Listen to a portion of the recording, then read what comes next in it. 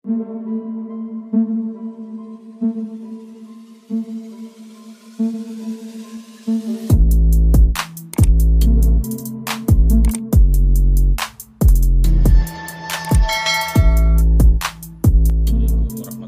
wabarakatuh. Jumpa lagi dengan saya, Bro Idola. Kali ini kita akan membahas tentang perbedaan atau membandingkan antara cerita sejarah atau novel dengan teks sejarah.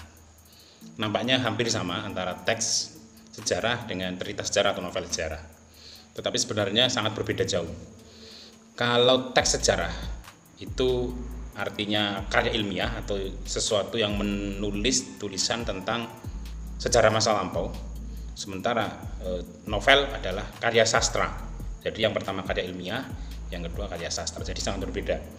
Karya ilmiah itu ketat dengan 7 prinsip kemarin yang sudah kita bahas, sementara karya novel atau karya sastra lebih mementingkan kepada keindahan atau keindahan dari sebuah teks itu. Nah, sebetulnya apa sih perbedaan atau perbandingan antara teks sejarah dengan novel sejarah? Pada teks sejarah yang pertama, perbedaannya adalah teks sejarah itu dituntut menunjuk kepada hal-hal yang memang pernah atau terjadi, pernah ada atau terjadi. Jadi benar-benar ada. Jadi tidak boleh membuat mereka-reka, begitu tidak boleh. Harus berdasarkan fakta yang pernah ada atau terjadi pada masa lampau. Di dalam novel itu dapat saja peristiwa itu digambarkan meskipun tidak pernah ada atau tidak pernah terjadi. Bisa jadi itu adalah rekaan atau buatan oleh pengarang gitu ya. Kemudian perbedaan yang kedua, seorang sejarawan itu terikat pada keharusan, yaitu bagaimana sesuatu itu sebenarnya terjadi di masa lampau. Artinya tidak dapat ditambah atau direka. Sementara novelis itu sepenuhnya bebas untuk menciptakan imajinasinya mengenai apa, kapan, siapa, dan di mananya. Itu perbedaan kedua. Kemudian yang ketiga, hubungan antara fakta pada teks sejarah, hubungan antara fakta satu dengan lainnya perlu direkonstruksi. Paling sedikit adalah hubungan topografis antar tempat satu dengan yang lainnya, atau kronologis antara satu waktu dengan waktu yang lainnya. Seorang sejarawan itu perlu menunjukkan bahwa yang ada sekarang dan di sini dapat dilacak eksistensinya pada masa lampau. Hal itu berguna sebagai bukti atau saksi dari apa yang direkonstruksi mengenai kejadian masa lampau. Nah, pada novel, faktor perekayasaan pengarang lah yang mewujudkan cerita sebagai suatu kebulatan atau koherensi. Hanya saja sekali-kali itu ada relevansinya dengan situasi sejarah, tetapi peristiwa yang tergambar melalui deskripsi oleh pengarang itu benar-benar adalah rekayasa dari pengarang sendiri. Kemudian perbedaan yang keempat, seorang sejarawan itu sangat terikat pada fakta mengenai apa, siapa, kapan, dan di mana peristiwanya.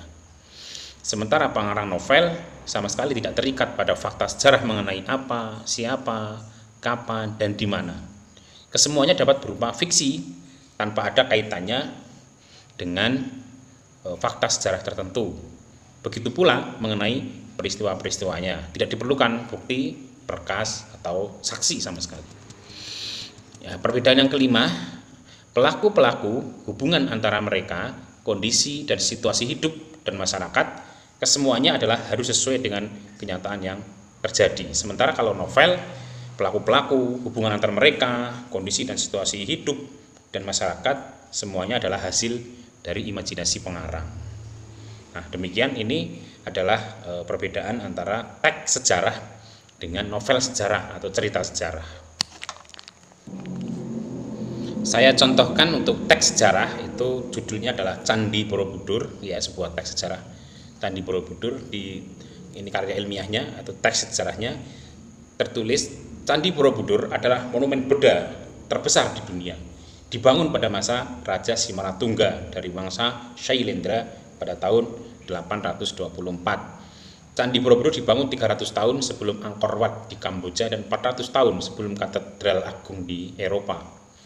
Candi Borobudur memiliki luas 123 kali 123 meter persegi dengan 504 patung Buddha, 72 stupa terawang, dan 1 stupa induk. Bentuk candi ini berarsitektur Gupta yang mencerminkan pengaruh India. Setelah berkunjung ke sini, Anda akan memahami mengapa Borobudur memiliki daya tarik bagi pengunjung dan merupakan ikon warisan budaya Indonesia. Satu paragraf lagi. Lembaga internasional dari PBB yaitu UNESCO mengakui sekaligus memuji Candi Borobudur sebagai salah satu monumen Buddha terbesar di dunia. Di candi ini ada 2.672 panel relief yang apabila disusun berjajar panjangnya mencapai 6 km. Ensemble reliefnya merupakan yang paling lengkap di dunia dan tak tertandingi nilai seninya, serta setiap adegannya adalah mahakarya yang utuh. Nah, ini contoh dari teks sejarah, sama sekali tidak ada unsur-unsur keindahan, semuanya adalah fakta, menampilkan fakta seperti itu. Bandingkan dengan 3 paragraf dari novel Rumah Kaca yang dikarang oleh Pramudia Anantatur ini. Paragrafnya dimulai begini nih. Pelarian-pelarian politik dari Nederland, Snively dan Baars itu semakin giat di Jawa Timur, khususnya di Surabaya. Mereka membuka pidato di mana-mana seperti tak akan kering-kering kerongkongan mereka. Lari dari pertentangan intern di Nederland ke Hindia, mereka anggap diri seakan-akan jago-jago tanpa lawan, seakan-akan Hindia negerinya sendiri yang dipayungi oleh hukum demokratis. Beruntung, mereka bergerak hanya di kalangan orang-orang yang berbahasa Belanda yang menduduki tempat sosial yang rendah dan hidup dalam kemasyhuran. Sekalipun mereka orang-orang Eropa dan bukan jadi urusanku, tetapi mau tak mau terlibat ke dalam urusanku juga. Mereka memilih Surabaya sebagai pusat kegiatan karena Surabaya adalah markas besar Syarikat Islam. Mereka akan melakukan induksi langsung dan tidak terlangsung terhadap syarikat. Mas Cokro, kaisar yang masih kanak-kanakan dalam politik itu harus dibikin kebal terhadap induksi mereka. Dia harus lebih banyak miring ke agamanya sendiri daripada ke arah radikal lapangan Eropa ini. Bahkan untuk mengebalkan sang kaisar telah dikubuat sampai terperinci. Setiap sepku menekan aku dengan berbagai cara. Bukan sampai di situ saja, sepku sampai merasa perlu menggunakan gertakan seakan-akan khawatir telah kutipu atau kujebak. Bagaimana Tuhan dapat menyimpulkan mereka bermaksud mempengaruhi syarikat Islam? Dapatkah Tuhan membuktikannya? Nah, ini contoh dari paragraf teks cerita sejarah atau novel sejarah, kutipan dari novel sejarah. Terlihat berbeda meskipun fakta semuanya menceritakan tentang fakta, tapi yang di Candi Borobudur tadi benar-benar ada terjadi. Kemudian tapi pada ini yang Rumah Kaca itu semua yang ada di situ yang diceritakan itu rekaan dari penulis semata, meskipun beberapa menyebut nama Surabaya misalnya, Eropa dan lain-lain, itu di sana belum tentu itu terjadi seperti itu, meskipun boleh jadi juga terjadi atau berdasarkan pada fakta yang benar-benar terjadi seperti itu. Perbedaan antara teks sejarah dengan novel atau cerita sejarah. Oke, sampai di sini dulu pertemuan kita untuk membahas tentang membandingkan antara teks sejarah dengan novel sejarah.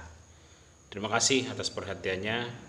Jangan lupa like, subscribe, dan komen di bawah ini. Assalamualaikum warahmatullahi wabarakatuh.